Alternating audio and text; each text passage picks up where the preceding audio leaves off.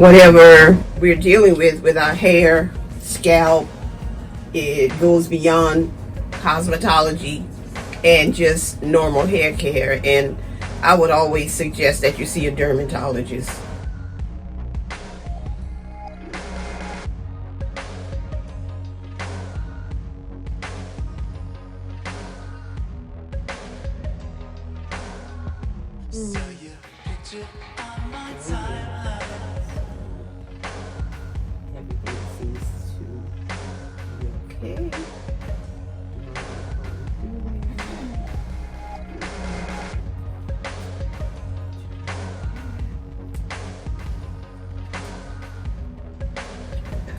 But I also did a video because I lost 2 locks.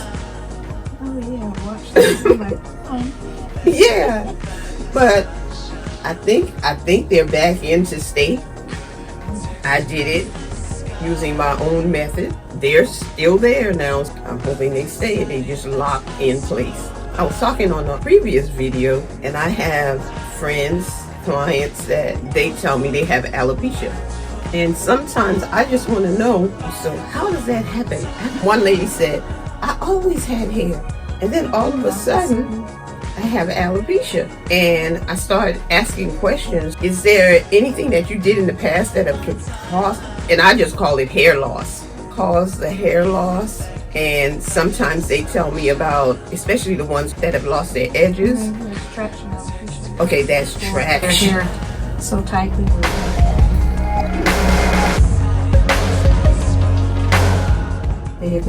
They had a habit of having braids a lot. You know how tight they do those. So it kind of snatches the hair out at the follicle. And if you do it repeatedly, you'll end up damaging your hair follicles.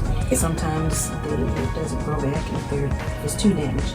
Sometimes if they stop and just let it rest and not pull their hair back so tight, or wear braids that pull their hair back so tight, they can recover. You can recover from certain types, yeah. From certain types. And the one you just mentioned was the traction alopecia. Okay, great. Because I know that there were things that I did in the past.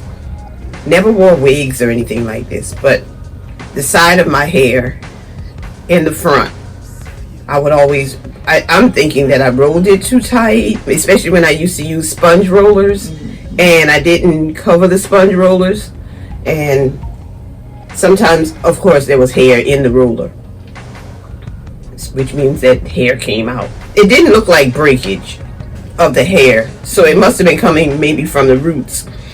And do you think that when people use gel, which is very drying, and wear it for a long time, that can cause some type of alopecia? No, I think the gel, with it being so drying, it can just sometimes cause your hair to weaken and break. Okay. But technically, they classify alopecia as an autoimmune disease. And there's no one particular thing that you do to cause it. It's just at some point your body decides, I really don't like this, and it just gets rid of your hair. I mean, some people will have maybe just a small spot, maybe a dime size, a quarter size, because we treat it in the clinic that I work with. But then some people could have, there are 2 others, alopecia totalis, alopecia universalis, where they'll maybe lose all the hair on their head, so they'll lose their hair, their eyebrows. If they're men, they'll lose their mustache and beard, so they'll be completely bald. Some people can get it where they lose all the hair on their body. Oh my goodness, I never even thought about that. Never thought about it. So I know sometimes people use some sort of cream, but do they also take like medication internally for it? And right now, do they have anything oral? I know, because when we treat it, because we treat just the regular alopecia areata, where you lose just spots. Okay, patches. And that's alopecia areata, where it's just spots. Okay. So we treat it with a steroid injection. So it's sort of like a PPD shot. It's like right up under the skin, but it's a steroid. And the thing is to stimulate the hair follicle to get the hair to grow back. And for the most part, it works. It's just that people don't really notice it, because when the hair starts to grow back, it's like really fine baby hair with like no color. But the longer it grows and the thicker it gets, and the color comes back, and you can actually Oh, okay. When my daughter was much younger, she had spots in her hair. We went to a dermatologist, and of course she treated it. I don't exactly remember how she did it, but I know that one of the things that we had to do was even shampoo her hair more often. And we did that, and it just started coming in like fine baby hairs. She never lost it again. I would think then that was some sort of alopecia.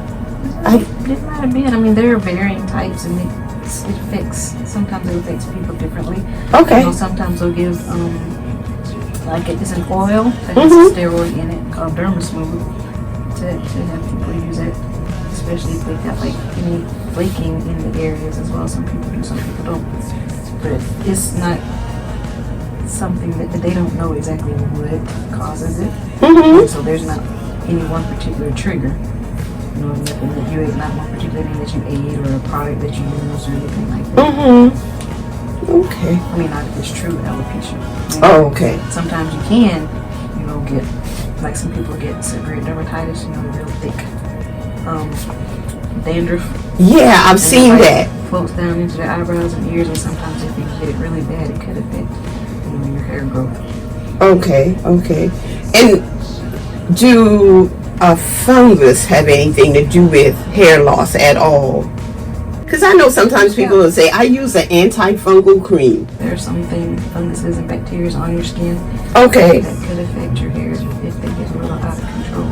Think that sometimes whatever we're dealing with our hair, scalp, it goes beyond cosmetology and just normal hair care. And I would always suggest that you see a dermatologist, because there's a lot of things that your cosmetologist just does not know, that someone who specializes in dermatology. How would you define dermatology? Oh, we treat everything concerning the skin. Okay, the skin. And see, most time when people, their hair is coming out, they say, I don't know what's going on with my hair. I don't know why my hair is coming out. And they sometimes don't think about the fact that it's the scalp. Okay. Ooh, I think I've learned something from you today. I have. Yeah, because sometimes people, they'll text me and say, do you treat alopecia? And I'll say, no, I don't treat anything. I am not. Yeah. Definitely go to the dermatologist for that. I mean, they're, you know, constantly coming up with new things, you know, different treatments, you know, for different things. So it's best to at least, you know, get an actual diagnosis for what you have, so you know what you're dealing with. Yeah. Because I've seen where some people say, if you want your hair to come back, mix these things. They're bald all the way. Every ball.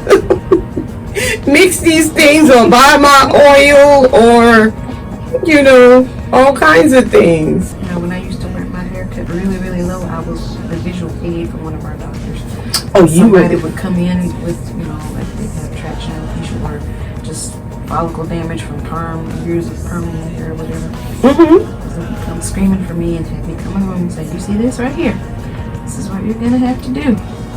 If you want to preserve the hair that you have left, you need to give it a rest. No perms, no braids, no weaves, no glue, none of that. Just let your hair rest, leave it alone. Okay, leave it alone. That was some very useful information. Follicles, and a lot of times they don't recover. You end up losing your hair permanently. Oh, okay. Because that's one of the things, dissecting, give it to me again. Dissecting scalp cellulitis. Oh, dissecting scalp cellulitis, and that's not really alopecia. This is different. Okay. I've had clients that came in and said that the dermatologist would then clip or cut into the scalp. I don't know how. They do a punch biopsy so that they'll have all the layers of skin as well as follicles and a little bit of the hair, so that when they send it to the lab, you know, for them to slice it up and see what's going on, they have enough of a specimen so they can see like good skin and what's going on with the scalp. Okay. But one lady did tell me that the doctor said for her to stop with relaxers and any chemicals in her hair, to the point where she was so aggravated. She said, when we talked, and she said, I gotta get in there as soon as possible because I need to do something with my hair and I don't know what to do with my hair. She said my hair will grow, but then it'll come out. We can say that her hair is growing now. And she's so happy with that.